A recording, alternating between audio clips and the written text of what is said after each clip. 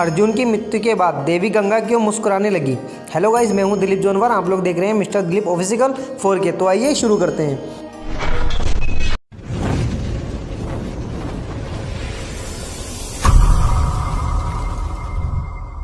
कुंती पुत्र अर्जुन को महाभारत के समय का सबसे बड़ा धनुर्धर माना गया है। ऐसा भी माना जाता है कि अर्जुन के पास अगर धनुष चलाने का कौशल नहीं होता तो पांडव शायद ही महाभारत युद्ध जीत पाते।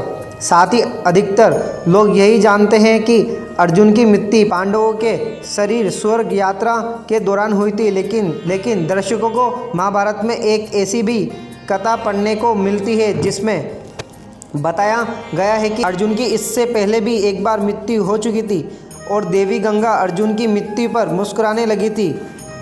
तो दोस्तों आइए जानते हैं कि आखिर अर्जुन की मृत्यु पर देवी गंगा क्यों मुस्कुराने लगी थी। कथा के अनुसार महाभारत युद्ध में विजय होने के बाद ज्येष्ठ पांडव युधिष्ठिर हस्तिनापुर के राजा बने। कुछ दिन पश्चात श्री कृष्ण के कहने पर युधिष्ठिर ने अश्वमेध यज्ञ आरंभ किया। नियम अनुसार यज्ञ के अश्व को अर्जुन के नेतृत्व में छोड़ दिया गया।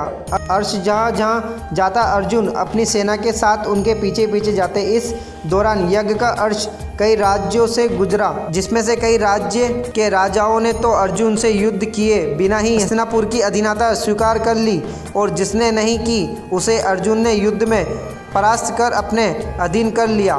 बब्बुवाहन का युद्ध इसी क्रम में अश्वमेध यज्ञ का अश्व एक दिन मणिपुर पहुंचा। उस समय मणिपुर का राजा अर्जुन और चित्रगंधा का पुत्र बहुवना था। बहुवना ने जब ये सुना कि उसके पिता अर्जुन उसके राज्य में पधार रहे हैं तो वह उनके स्वागत के लिए राज्य की सीमा पर जा पहुंचा और अपने पिता अर्जुन को देखते ही वह उनके स्वागत के लिए आगे बढ़ा, लेकिन अर्जुन ने उसे रोक दिया। अर्जुन ने बहुवन से कहा कि मैं इस समय तुम्हारा पिता नहीं बल्कि हस्तिनापुर नरेश का प्रतिनिधि हूँ, इसलिए शास्त्रियों नियम अनुसार तुम्हें इस समय मुझसे युद्ध करना चाहिए। उसी समय अर्जुन की दूसरी पत्नी उलुप्पी वहाँ आ गई और बब्बुवाहन से बोली, हे पुत्र, तुम्हें अपने पिता के साथ युद्ध करना चाहिए। अगर तुम युद्ध नहीं करोगे तो ये तुम्हारे पिता का अपमान होगा। माता की आज्ञा पाते ही बहुवन युद्ध के लिए तैयार हो गया। इसके बाद अर्जुन और बहुवन के बीच घोर युद्ध हुआ। अर्जुन की मृत्यु। काफ़ी समय तक युद्ध चलने के बाद जब कोई परिणाम नहीं निकला तो बहुवन ने कामाख्या देवी से प्राप्त दिव्य बाण से अर्जुन पर प्रहार किया, जिससे अर्जुन का सर धड़ से अलग हो गया। यह देख हस्तिनापुर की सेना सन्नाटा पसर गया, क्योंकि युद्ध में बहुवन ने अर्जुन से पहले भीम को ही परास्त कर दिया था। उधर यह बात जब श्री कृष्ण को पता चला तो वह तत्काल द्वारिका से मणिपुर के लिए निकल पड़े। उधर अर्जुन की माता कुंती भी अर्जुन की मृत्यु की खबर सुनकर मणिपुर के लिए निकल पड़ी। मणिपुर पहुंचकर अर्जुन को धरती पर पड़ा देख श्री कृष्ण को गहरा धक्का लगा।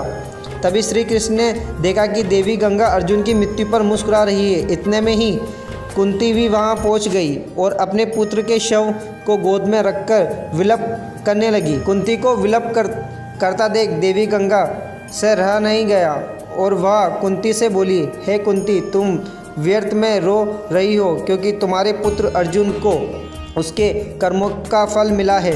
मेरा पुत्र भीम इसे अपनी पुत्र की तरह स्नेह करता था, फिर भी इसने श्रीखंडी का सहारा लेकर मेरे पुत्र भीम का वध कर डाला।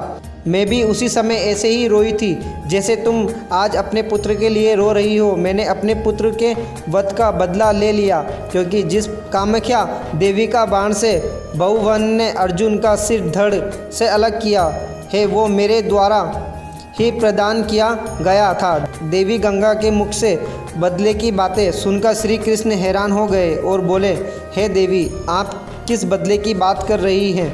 किस से बदला लेंगी? अर्जुन की माता कुंती से या फिर से अर्जुन से? आप एक माता से प्रतिशोध कैसे ले सकती हैं? तब देवी गंगा ने कृष्ण से कहा, वासुदेव, ये तो आप जानते ही नहीं कि अर्जुन ने उस समय मेरे पुत्र का वध जब वो निहायता था। अर्जुन का ऐसा करना जब उचित था तो अर्जुन का वध उसी उसके पुत्र द्वारा कराकर मैंने क्या गलत किया।